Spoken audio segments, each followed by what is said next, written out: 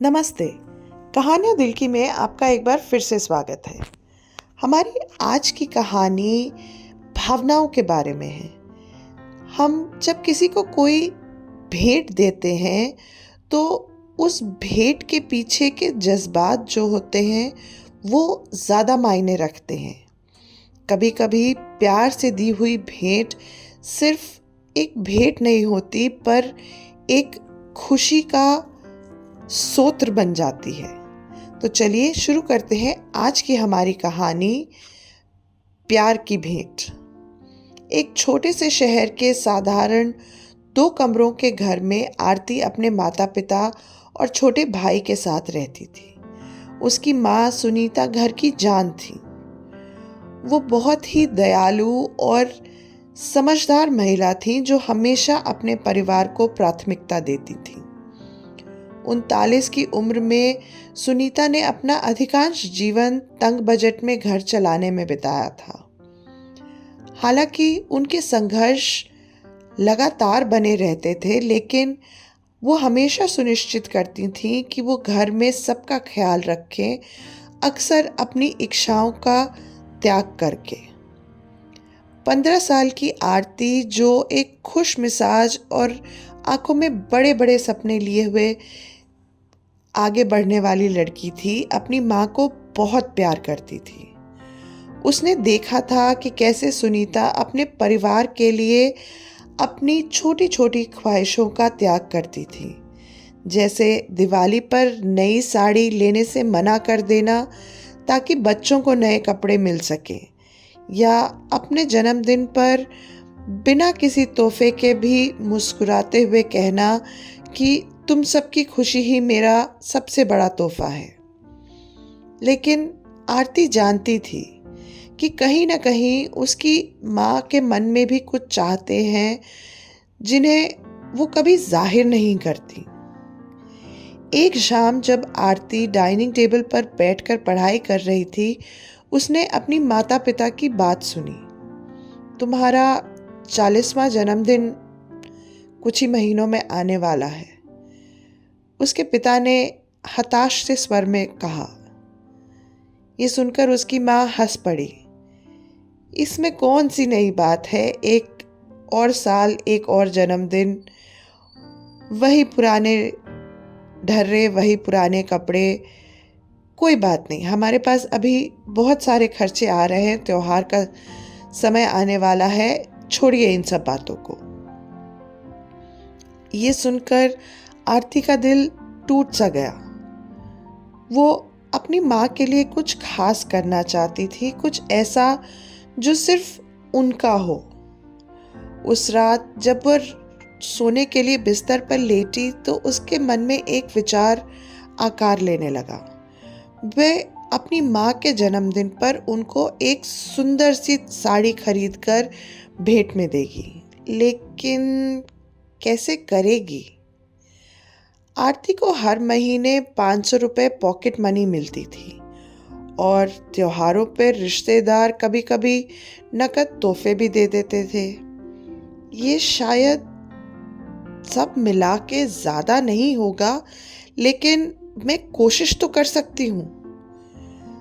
अगले ही दिन उसने एक पुराना टिन का डब्बा निकाला और उस पर लिख दिया, माँ की साड़ी। उसने उसमें पहला 500 रुपये जमा किया और हिसाब लगाना शुरू कर दिया। उसकी माँ के लिए उसे एक अच्छी साड़ी खरीदने के लिए कम से कम 5,000 की ज़रूरत थी। ये आसान नहीं होगा, लेकिन उसने मन में दृढ़ संकल्प कर लिया था कि वो इसे हासिल करके रहेगी। उसके इस फैसले के एक हफ्ते बाद ही उसके स्कूल के पास के अम्यूज़मेंट पार्क जाने के ट्रिप की घोषणा हुई। उसके सभी दोस्त यहाँ जाने के लिए उत्साहित थे और आरती भी जाना चाहती थी, लेकिन इस ट्रिप के लिए उसे 800 रुपये जमा करने थे, जो कि उसकी बचत का एक बहुत बड़ा हिस्सा होता। उसके सब दोस्त यहाँ तक कि अनन्या जो उसकी सबसे अच्छी दोस्त थी उससे बार बार कह रहे थे, चलो ना आरती, बहुत मज़ा आएगा, तुम क्यों नहीं चल रही हो। आरती ने सर हिलाते हुए एक बार फिर से मना कर दिया, मैं जाना तो चाहती हूँ, लेकिन मैं ना इस समय पैसे की बचत कर रही हूँ किसी बहुत खास काम के लिए। क्या? अभी नहीं बताऊंगी, आरती ने अनन्या को जवाब दिया और वहां से निकल पड़ी घर के लिए। जाते वक्त उसे मन में थोड़ा पछतावा था, लेकिन फिर उसे अपनी माँ की खुशी का ख्याल आया और उसने अपने मन को समझा लिया। कुछ दिन बाद एक शाम अपनी माँ आरती के साथ वो घर का सामान खरीदारी करने के लिए गई। वे जो ज़रूरी सामान था उठा रहे थे और बढ़ते हुए एक शेल्फ पर कुछ फेस क्रीम के डिब्बे रखे हुए दिखाई दिए। सुनीता ने उठाया, उसकी कीमत देखी और फिर वापस रखते हुए कहा, बहुत महंगा है, चलो बाकी का सामान देखते हैं। आरती ये चुपचाप देखती रही। उसको दुख हुआ, वो चाहती तो वो क्रीम अपनी माँ के लिए खरीद सकती थी, उसके पास इतने पैसे जमा हो गए थे। लेकिन फिर उसे याद आया कि वो पैसे उनके जन्मदिन के तोहफे के लिए इकट्ठा कर रही है और ऐसे खर्च नहीं कर सकती। इस घटना के कुछ दिन बाद ही रक्षाबंधन का त्योहार आया और आरती के चाचा ने उसे 1000 रुपये तोहफे में दिए। आरती बेहद खुश हो गई और उनके पैर छूते हुए बोली, धन्यवाद चाचू। घर पहुंचते ही उसने ये पैसे अपने डिब्बे में डाल दिए। अब उसके पास लगभग 3500 हो गए थे और वो अपने लक्ष्य के करीब पहुंच रही थी। उसका वो 5000 जमा करने का सपना अब थोड़ा करीब लगने लगा था। रास्ता अभी भी कठिन था, पर उसे उम्मीद थी कि वो इसे पूरा कर लेगी। उसके माँ के जन्मदिन के 3 हफ्ते पहले घर में एक छोटी सी परेशानी हुई। गैस का सिलेंडर खत्म हो गया था और उसके पिता की तनख्वाह में देरी हो गई थी। उसकी माँ सुनीता बहुत परेशान लग रही थी, पर उन्होंने उसके पिता से कहा कि कोई बात नहीं, कुछ दिन इलेक्ट्रिक स्टोव से ही काम चला लेंगे।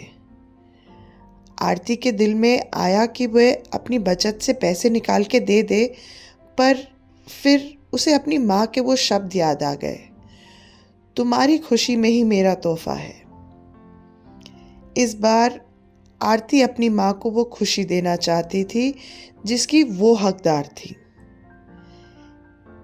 किसी तरह उसके पिता ने पड़ोसी से कुछ पैसे उधार लेकर सिलेंडर की समस्या को हल कर दिया और आरती ने एक गहरी सांस ली। जन्मदिन के 1 हफ्ते पहले आरती ने अपनी बचत की पूरी गिनती की।